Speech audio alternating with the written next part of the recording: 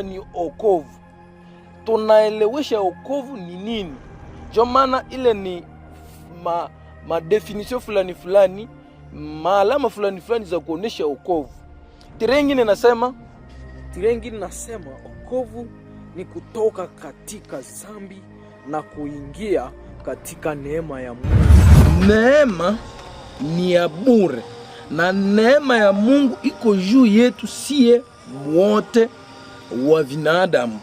Kisha tirengine nasema ni kutoka katika utumwa na kupata uhuru wa kiroho pia kimwili. Wala okovu ni maana yake inaonesha ukapata okovu, umetoka mutumwa wa kimwili unatoka na mutumwa unaingia muhuru wa kiroho.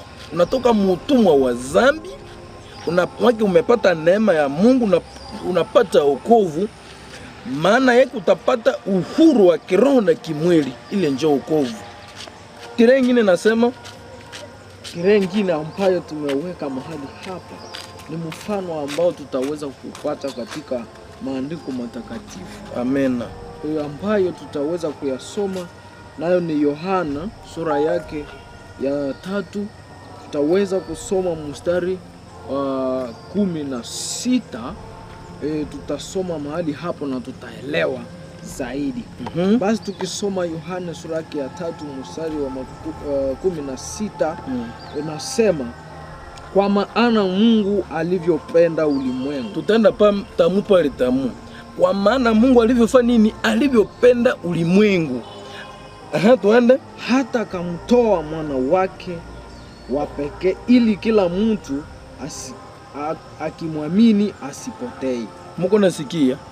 Ni neema Mungu alishukisha mbele ya binadamu ili wapate okovu kwa ile neema. Yani tumesema okovu ni kuingia mneema ya uhuru wa kiroho na kimwili.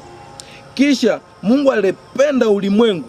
Hakuna mwenye alienda negosie na kutoa pesa zake ili Mungu akomboe mwanadamu. Mungu alivyopenda ulimwengu akamtoa mwana wake wa pekee ili kila mtu akifanya nini? Ili kila mtu akimwamini asipotei. Tuende. Lakini apate uzima wa milele. Mnasikia? Ili ukaamini Kristo kuwa Bwana na Mwokozi wa maisha yako, upate uzima wa nini? Wa milele. Yani maana yake kama hauna Yesu ndani mwako, seke hauna uzima nini? Wa milele.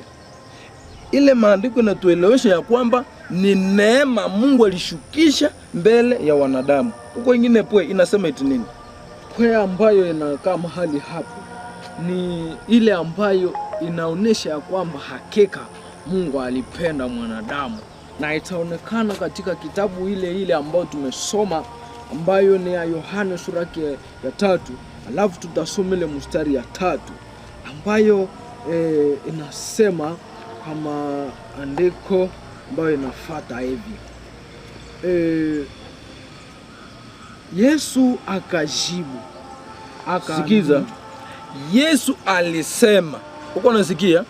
Yesu yeye mwenyewe anasema kwa kinywa chake. Yesu alikuwa na iko. Yesu kukua alikia pita mutumbu selema ya Maria purukia kia gombola mwanadamu. Na yeyote anamwamini na Yesu anikala ndani mwake lazima akombolewe. Juu Yesu alikuwa na iko, alikia afaa misio kupita mutumbu ya Maria ili akuye rekipere wanadamu wapate uhuru na kuokoka. Tuende.